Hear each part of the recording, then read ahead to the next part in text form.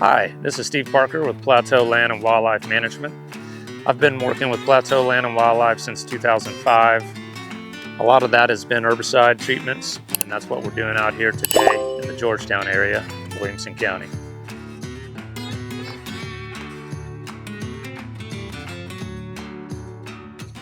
So the benefit of doing the cut stump treatment is it's a qualifying activity under the habitat control category. You're not only reclaiming an area by removing the invasive species and allowing natural tree and brush species to recover, but you're also getting that one activity that is part of your wildlife management plan, part of the different activities that you're doing on an annual basis and including in an annual report to turn in with the county appraisal district. When we come out to do a treatment, we're going to be taking photographs, we have field log sheets, we have an applicator record, you're going to get a map that shows the area that we treated. All that documentation is almost as important as the activity itself. That's the kind of documentation that you want to be able to put in an annual report and show to a central appraisal district.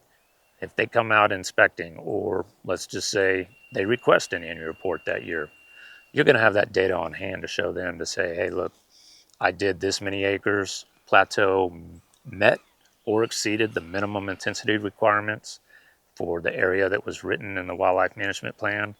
That's a solid activity that you can count for the year right there.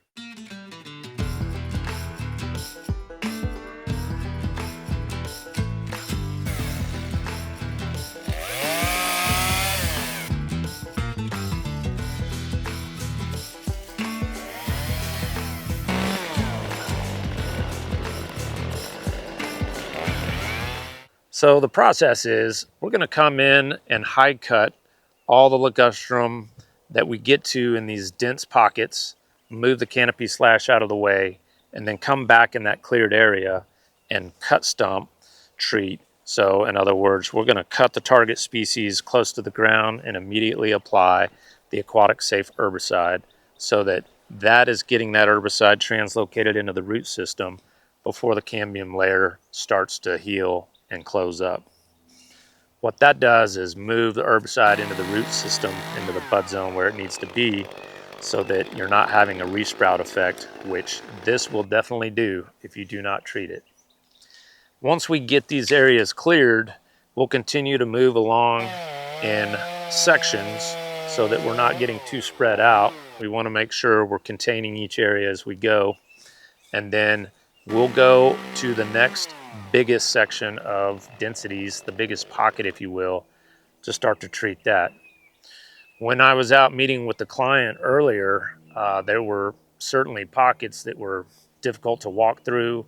It's not just ligustrum on site, but a lot of ivy. There's some greenbrier, some poison ivy. There's some things that you really got to watch for out here, including being that it's in a flood zone. Windows, so there's some broken glass to contend with. Trash cans and trash, we've picked some of that up as we've gone.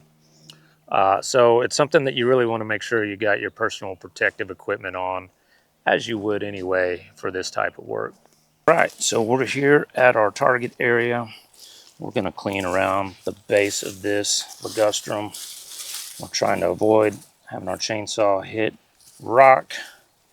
And we also want to get the cut as close to the ground as we practically can without getting the chain in the dirt too much. We're trying to minimize how much this is sticking up out of the ground so it's not a trip hazard. Also, these can go through a tire of a UTV, so we're going to want to avoid that as much as we can as well.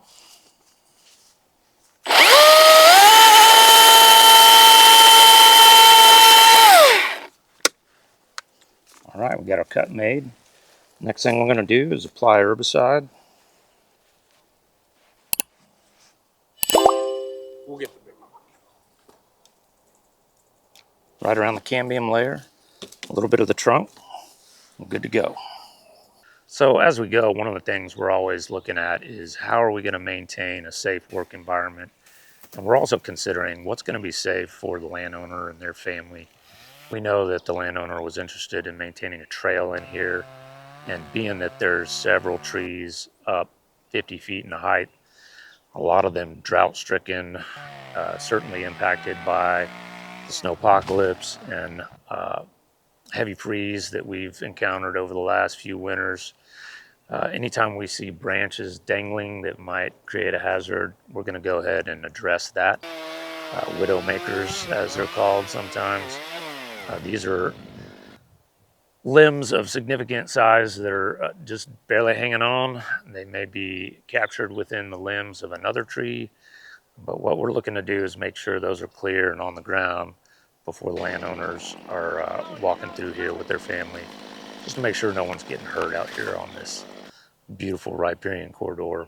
We want them to enjoy that without the risk of being taken out by a widowmaker.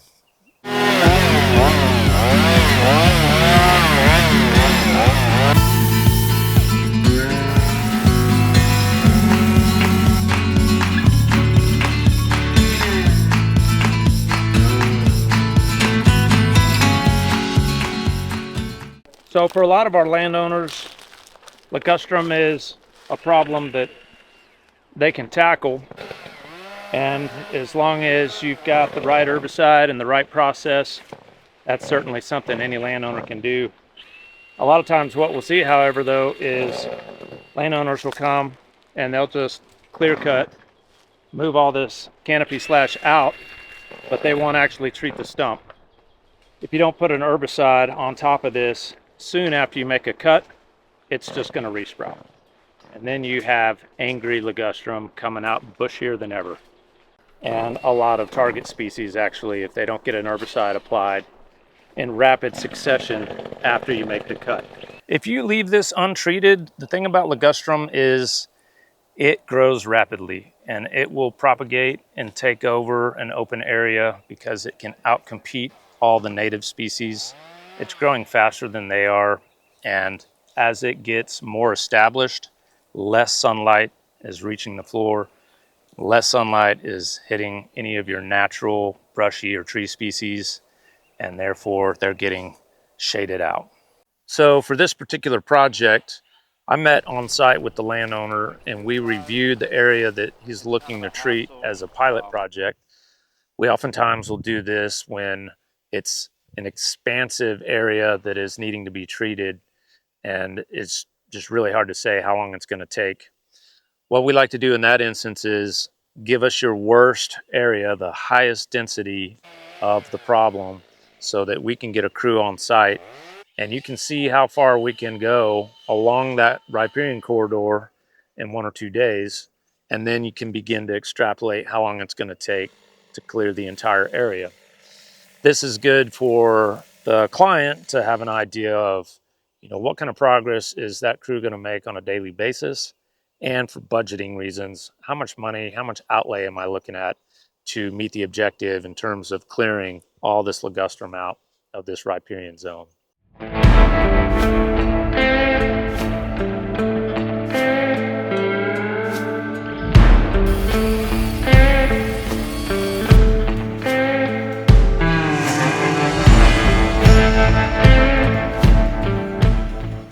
So now that we've got most of this area completed as far as treating the ligustrum, we can really step back and look at what this area is going to look like again and what we should expect from a habitat standpoint in terms of what it's going to look like with native species repopulating.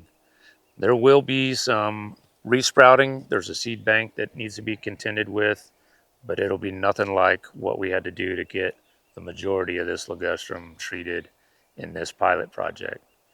What the landowner's looking to see is being able to walk his property again.